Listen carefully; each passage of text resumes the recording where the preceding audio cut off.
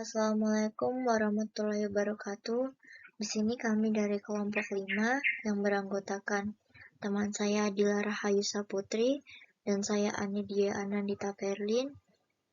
Di sini kami ingin berpresentasi membuat video untuk diupload ke YouTube untuk memenuhi tugas dari Pak Egas yang mengampu mata kuliah pengantar akuntansi semester 1.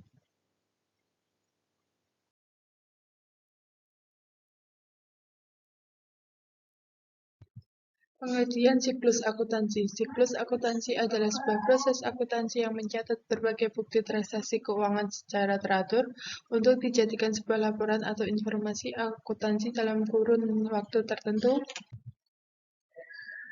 Tahapan siklus akuntansi. Tahapan siklus akuntansi ada 7, yaitu 1. Menganalisis transaksi, 2. Mencatat transaksi, 3. Membuat buku besar, 4. Membuat neraca saldo, 5. Membuat jurnal penyesuaian, 6. Membuat laporan keuangan, dan 7. Membuat jurnal penutup. Pengertian neraca lajur. Neraca lajur adalah sebuah kertas berkolom-kolom yang dirancang untuk menghimpun semua data akuntansi yang dibutuhkan pada saat perusahaan akan menyusun laporan-laporan keuangan dengan cara yang sistematis. Atau lebih tepatnya, neraca lajur disebut sebagai alat pembantu dalam menyusun kertas kerja yang digunakan sebagai alat pembantu dalam menyusun laporan-laporan keuangan.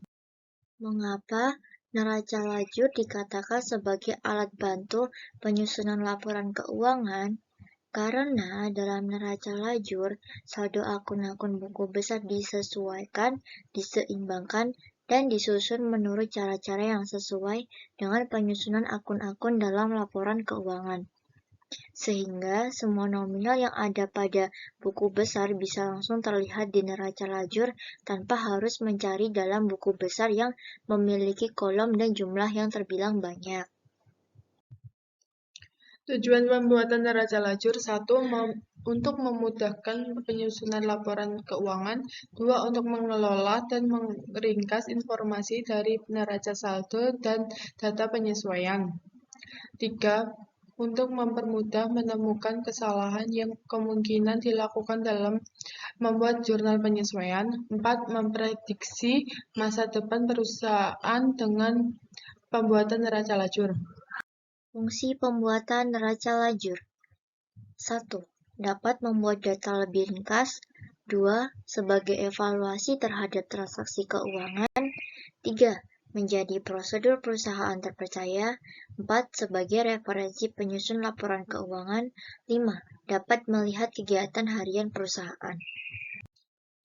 Jenis-jenis neraca lajur. 1. Neraca lajur umum digunakan untuk menganalisis saldo di akun yang berbeda dan biasanya berisi 4-6 kolom. Contoh, neraca saldo, laba rugi, neraca. 2. Neraca lajur terperinci. Berisi lebih banyak perincian atau informasi dan sering menyertakan halaman pendukung untuk menjelaskan item tertentu. Contoh, daftar hutang piutang dagang, pengeluaran produksi, dan premi asuransi. Ketiga, neraca lajur audit digunakan untuk memverifikasi keakuratan informasi dalam menyiapkan laporan. 4. Neraca lajur 12 kolom atau 6 kolom berganda digunakan biasanya oleh perusahaan yang memiliki pemegang saham untuk meneliti laba rugi perusahaan. Macam bentuk neraca lajur. 1. Bentuk 8 kolom, 2. Bentuk 10 kolom, 3. Bentuk 12 kolom. Berikut adalah contoh bentuk neraca lajur kolom 8, 10, dan 12.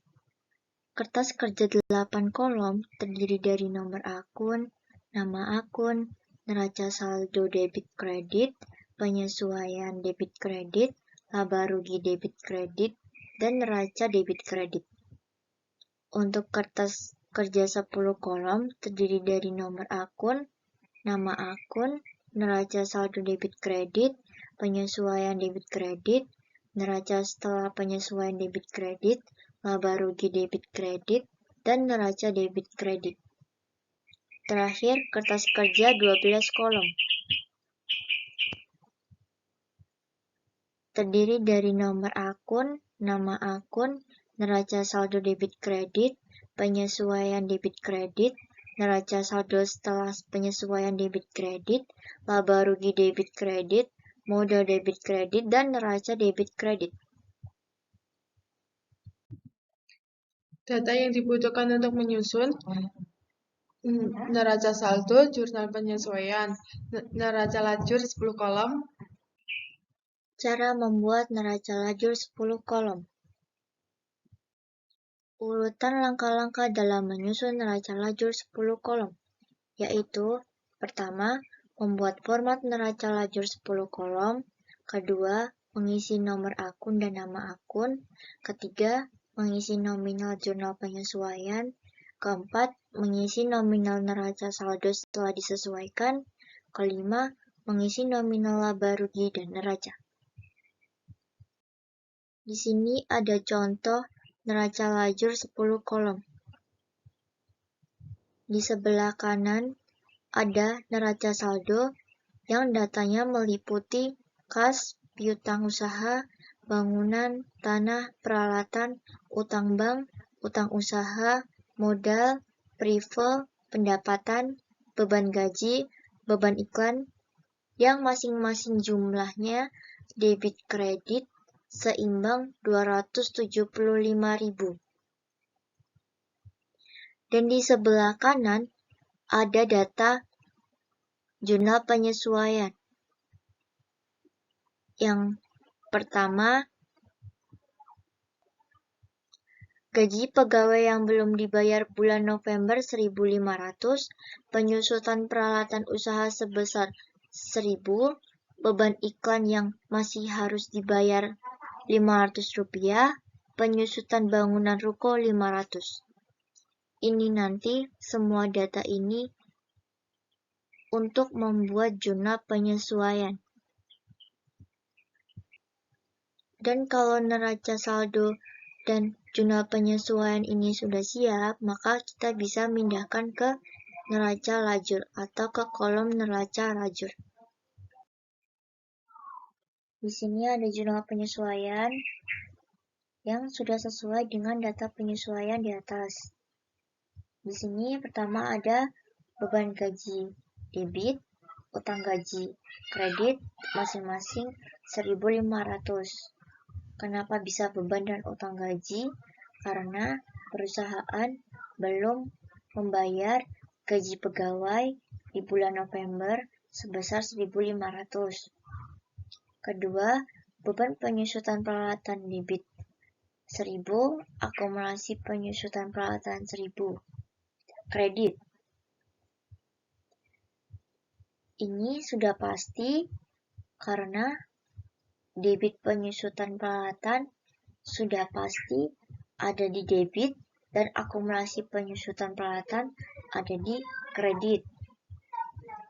Nilainya sebesar yang hilang. Di data disebutkan sebesar 1.000.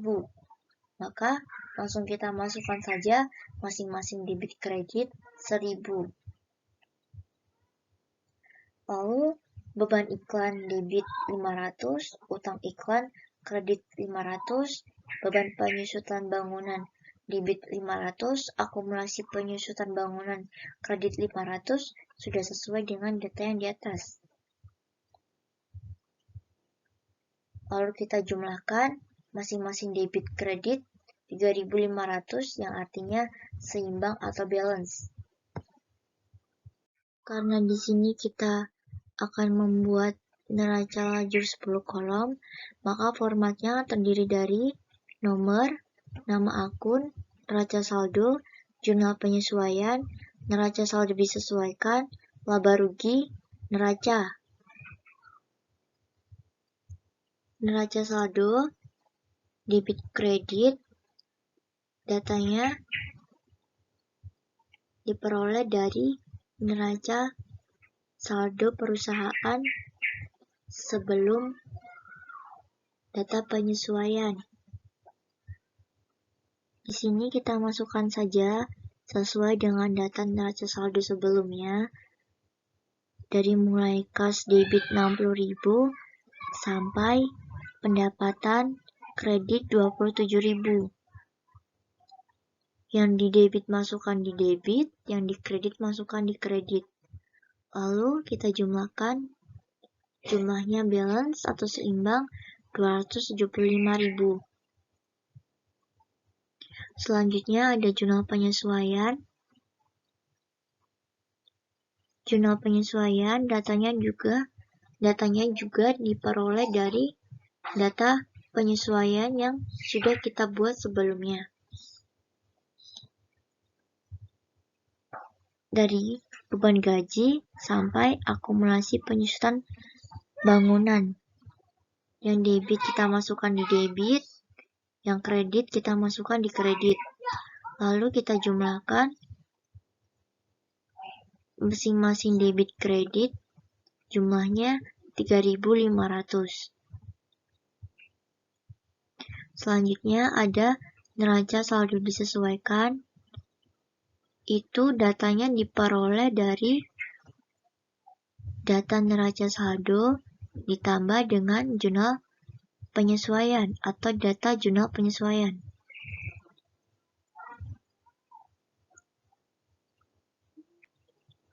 Caranya, nanti kalau di neraca saldo debit dan di jurnal penyesuaian debit, maka kita tambahkan. Dan jika di neraca saldo debit dan di jurnal penyesuaian kredit, maka kita kurangkan. Kita lihat mana nilai yang lebih besar. Nanti kita kurangkan dengan nilai yang lebih kecil. Sebaliknya, jika di neraca saldo itu di kredit dan di jurnal penyesuaian itu di kredit, maka kita tambahkan. Dan jika di neraca saldo itu kredit dan di jurnal penyesuaian itu debit, maka kita kurangi. Kalau ada di salah satunya saja, berarti nilai itulah yang dimasukkan di kolom neraca saldo disesuaikan. Sebagai contoh, di sini ada kas neraca saldo debit 60.000 dan di jurnal penyesuaian tidak ada. Maka kita langsung masukkan saja neraca saldo disesuaikan di debit 60.000. Nah, di beban gaji neraca saldo 3.000 di debit dan di jurnal penyesuaian debit 1.500, maka kita tambahkan hasilnya 4.500 di debit. Sedangkan kalau di neraca saldo itu debit 3.000 dan di jurnal penyesuaian itu kredit 1.500, maka di neraca saldo disesuaikan nanti menjadi debit 1.500 karena neraca saldo debit bertemu dengan jurnal penyesuaian kredit, maka kita kurangi. Selanjutnya ada laba rugi dan neraca. Laba rugi datanya meliputi pendapatan dan hutang atau dengan nomor akun 4 dan 5.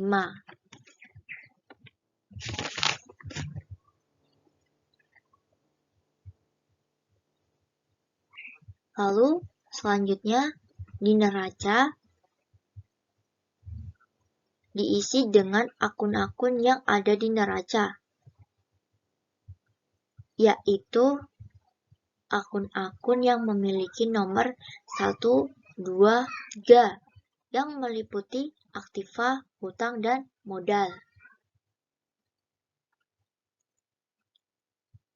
Kita masukkan saja untuk laba rugi yang memiliki akun 4 dan 5, yaitu pendapatan, beban gaji, beban iklan, beban penyusutan bangunan. kita masukkan sesuai dengan debit kreditnya. Lalu kita jumlahkan debit 8.500 dan kredit 27.000. Dan untuk neraca, langsung saja kita masukkan yang memiliki akun 1, 2, dan 3. Maksudnya yang memiliki akun dengan nomor 1, 2, 3 adalah seperti kas, piutang usaha, bangunan, tanah, peralatan yang memiliki akun nomor akun 1. Dan untuk yang memiliki nomor akun 2 yaitu contohnya utang bank, utang usaha. Dan untuk yang memiliki nomor akun 3 yaitu contohnya modal dan prive. Jika sudah, kita masukkan saja ke neraca. Yang di debit masukkan di debit, yang di kredit masukkan ke kredit, lalu kita jumlahkan debit 270.000 dan kredit 251.500. Untuk mencari balance-nya, laba rugi kredit kita kurangi dengan debit, yaitu 27.000 kita kurangi 8.500, hasilnya 18.500. Lalu untuk mencari balance neraca, kita jumlahkan debit 270.000 dan kredit 251.500. Lalu kita kurangi lalu kita debit dikurangi kredit, nilainya 18.500, balance dengan laba rugi. Lalu kita jumlahkan saja debit 8.500 ditambah 18.500, hasilnya 27.000, dan di kredit karena cuma satu jadinya kita tulis saja 27.000. Neraca debit jumlahnya 270.000 dan kredit kita jumlahkan 251.500 ditambah 18.500, hasilnya 270.000. Kita temukan labanya 18.500, yang artinya perusahaan ini untung. Sekian presentasi dari kami. Bila ada salah kata, mohon dimaafkan. Semoga video ini bisa bermanfaat untuk kita semua. Wassalamualaikum warahmatullahi wabarakatuh.